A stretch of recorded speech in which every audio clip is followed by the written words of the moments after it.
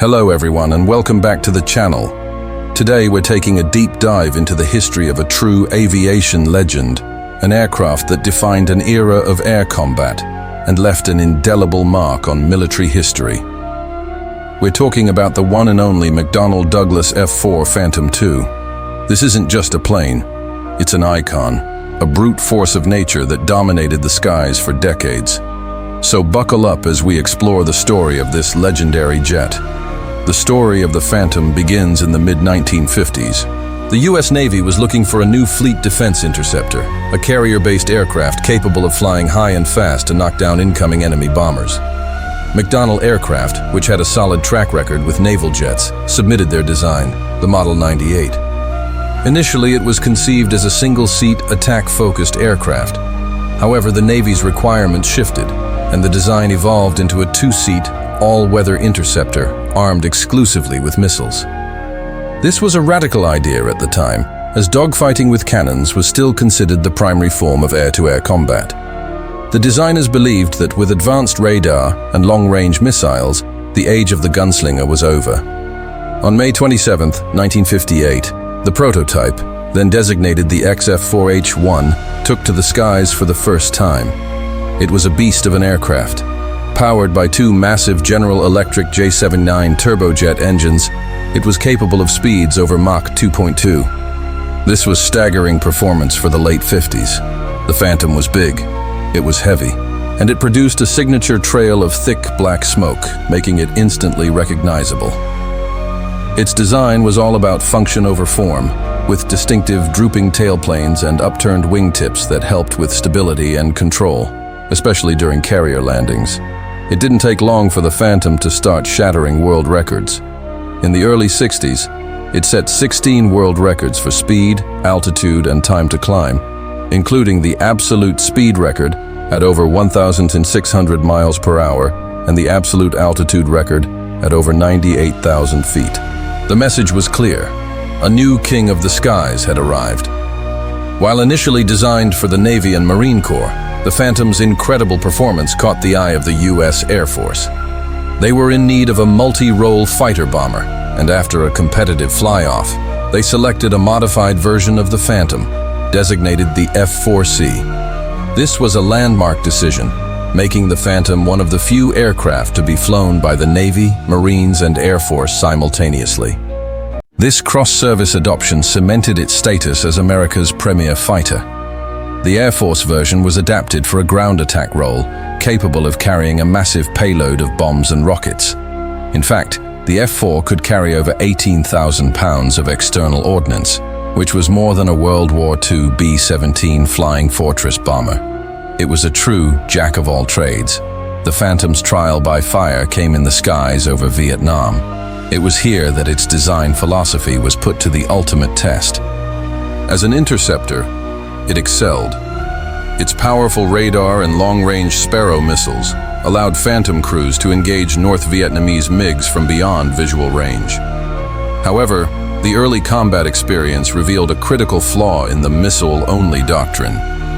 The air-to-air missiles of the era were not as reliable as hoped, and the rules of engagement often required pilots to visually identify their targets before firing, negating the long-range advantage.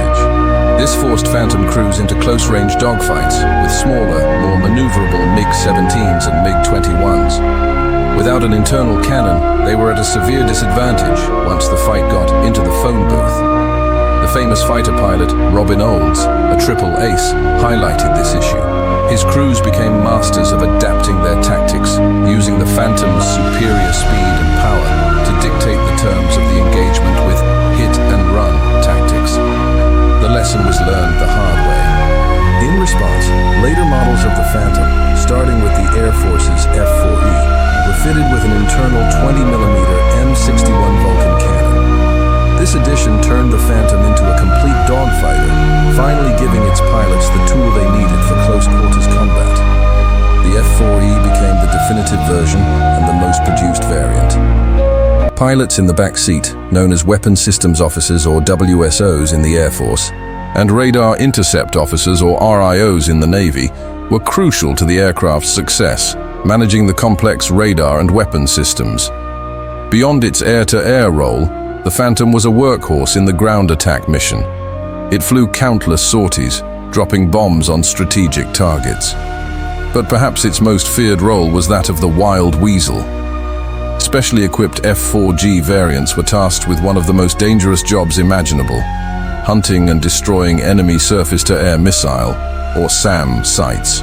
These brave crews would intentionally fly into harm's way, baiting the enemy radar to lock onto them. Once they detected the radar emissions, they would fire anti-radiation missiles like the AGM-45 Shrike and AGM-88 Harm to take the site out.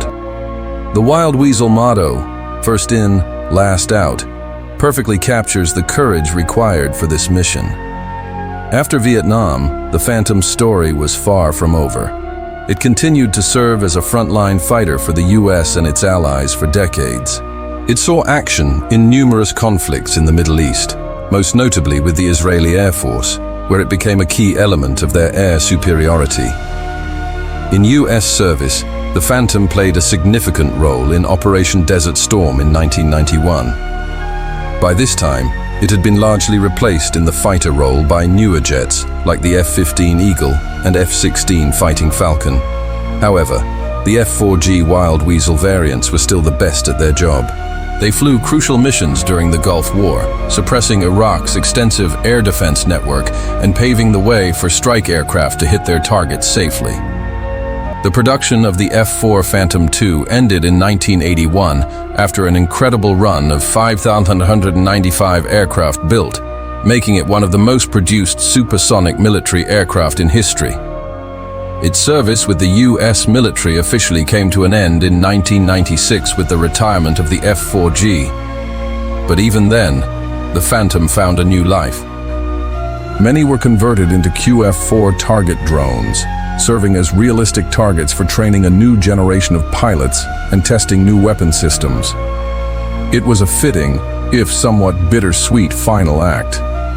These drones served faithfully until 2016, a testament to the durability of the original design.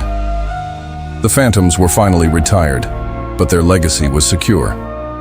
So, what made the F-4 Phantom so special? It was a combination of raw power, versatility, and sheer presence.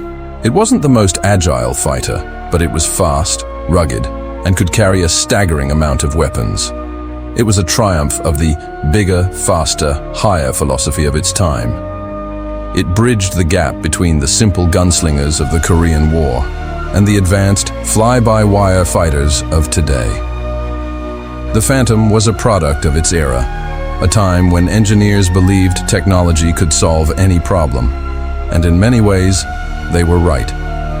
It proved that a multi-role aircraft could excel in various missions, a concept that dominates modern fighter design. Its nickname, the Double Ugly, was a term of endearment from the crews who flew it, a nod to its brutish, function-first appearance. They also had a saying, the triumph of thrust over aerodynamics. The F-4 Phantom II is more than just a collection of metal and wires.